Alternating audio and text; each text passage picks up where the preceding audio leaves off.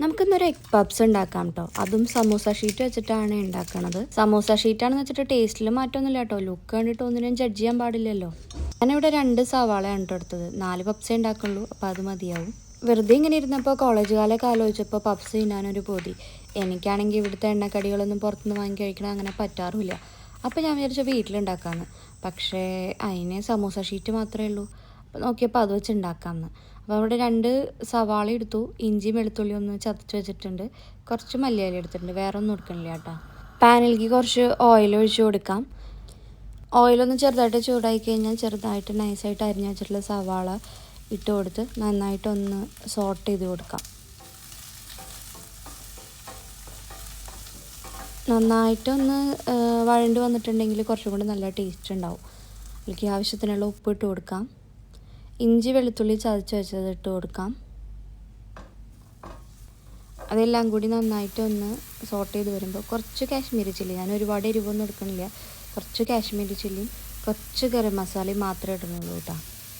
പിന്നെ മല്ലിയിലയും കൂടി ഇട്ടിട്ട് ഒന്ന് സോട്ട് ചെയ്ത് വെച്ച് കഴിഞ്ഞാൽ റെഡിയായി. ഇനി മുട്ട പുഴുങ്ങി വെച്ചിട്ടുണ്ടായിരുന്നു, അതിന് നമുക്ക് 2ആയിട്ട് കട്ട് ചെയ്യാം. ഒന്നില്ലെങ്കിൽ ഇങ്ങനെ കത്തി കൊണ്ട് കട്ട് ചെയ്യാം, അല്ലെങ്കിൽ ചെറിയ നൂല് വെച്ചിട്ട് നൈസായിട്ടുള്ള നൂല് വെച്ചിട്ടും നല്ല ക്ലിയർ ആയിട്ട് കട്ട് ചെയ്തെടുക്കാൻ പറ്റും കേട്ടോ. പിന്നെ ഞാൻ പറഞ്ഞില്ലേ, ഇത് കവർ ചെയ്യാനായിട്ട് സമൂസ ഷീറ്റാണ് എടുത്തിരിക്കുന്നത്. സമൂസ ഷീറ്റിലേക്ക് മൈദ കുറച്ച് വെള്ളത്തിൽ കലക്കി വെച്ചിട്ടുള്ള ഒരു ചെറിയൊരു പേസ്റ്റ് പോലെ അതിങ്ങനെ ഇതുപോലെ ബ്രഷ് ചെയ്ത് കൊടുത്തു കഴിഞ്ഞാൽ നന്നായിട്ട് ഒട്ടിയിരിക്കും. അപ്പോൾ കുറച്ചൊന്ന് തിക്ക് കിട്ടാൻ വേണ്ടിയിട്ട് ഞാൻ 2 എണ്ണം കൂടി ഒട്ടിച്ച് വെക്കുന്നുണ്ട്.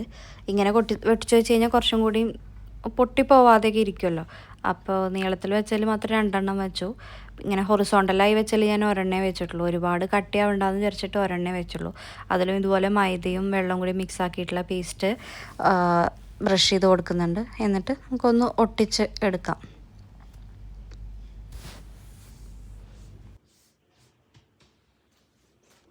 ഇനി അതിലേക്ക് നമ്മൾ നേരത്തെ ഉണ്ടാക്കി വെച്ച് കഴിഞ്ഞാൽ മസാല വെച്ച് കൊടുക്കാം.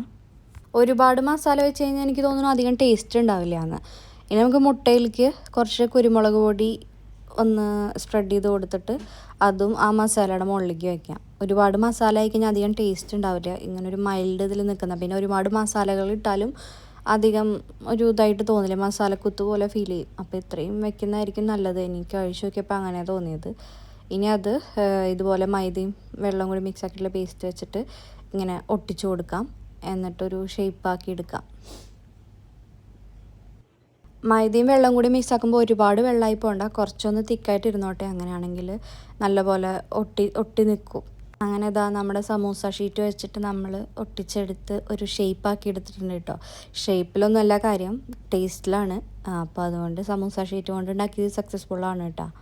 ഞാനിവിടെ 4 എണ്ണമാണ് ഉണ്ടാക്കിയത്. 2 മുട്ട എടുത്തു, 4 എണ്ണം പകുതി കട്ട് ചെയ്തിട്ട് 4 എണ്ണമാണ് ഉണ്ടാക്കിയെടുത്തത്. ഇനി നമുക്ക് ഉണ്ടാക്കി വെച്ചിട്ടുള്ള പപ്സ് ഓയിലിൽ ഫ്രൈ ചെയ്തെടുക്കാം. ഓവൻ ഉണ്ടെങ്കിൽ അതിൽ വെച്ചിട്ടും ഉണ്ടാക്കാം കേട്ടോ. ഞാനിവിടെ ഇങ്ങനെ ചെയ്തെന്ന് മാത്രം. എങ്ങനെ ഫസ്റ്റ് ട്രൈ അല്ലേ, എങ്ങനെയാവാന്നൊന്നും അറിയില്ലല്ലോ, അപ്പോൾ അതുകൊണ്ട് ഓയിൽ തന്നെ ചെയ്യാമെന്ന് വിചാരിച്ചു. അങ്ങനെ ഇതാ ഓരോന്നായിട്ട് എണ്ണയിലേക്ക് ഇട്ട് കൊടുക്കുന്നുണ്ട്. ഓവനിൽ ചെയ്ത് കഴിഞ്ഞാൽ അല്ലെങ്കിൽ എയർ ഫ്രയറിലൊക്കെ ചെയ്ത് കഴിഞ്ഞാൽ കുറച്ചും കൂടി ഓയിലൊക്കെ സേവ് ചെയ്യാം. പക്ഷേ ഇത് ഫസ്റ്റ് ടൈം അല്ലേ, എങ്ങനെ വരുന്നു ഒരു ഐഡിയ ഇല്ല. അപ്പോൾ വെറുതെ റിസ്ക് എടുക്കണ്ടെന്ന് വിചാരിച്ചു. അങ്ങനെ 2 പോരം തിരിച്ചിട്ടിട്ട് അത്യാവശ്യം നന്നായിട്ട് മൊരിഞ്ഞ് വന്നിട്ടുണ്ട് കേട്ടോ. നല്ല ക്രിസ്പി ആയിട്ട് കിട്ടിയിട്ടുണ്ടായിരുന്നു. നിങ്ങൾക്കത് നോക്കുമ്പോൾ തന്നെ അറിയാനായിട്ട് പറ്റും, നല്ല ക്രിസ്പിയാണ്. ഉള്ളിലെ മസാലയും ഓവർ മസാലയൊന്നും ഇല്ലാത്ത കാരണം കൊണ്ട് നന്നായിട്ട് കിട്ടിയിട്ടുണ്ടായിരുന്നു. അപ്പോൾ പപ്സ് ഉണ്ടാക്കാൻ താല്പര്യം എല്ലാവരും ഇങ്ങനെ ഒന്ന് ചെയ്ത് നോക്കിക്കോളൂ കേട്ടോ. ഇപ്പോൾ റമദാനൊക്കെ അല്ലേ വരണേ, അപ്പോൾ ഒന്ന് ട്രൈ ചെയ്ത് നോക്കിക്കോളൂ.